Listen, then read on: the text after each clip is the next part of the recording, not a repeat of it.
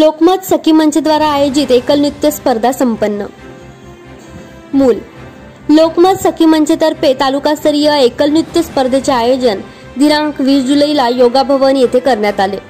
लोकमतच्या सखींनी वेगवेगळ्या पद्धतीचे एकल नृत्य तिथे सादरीकरण केले।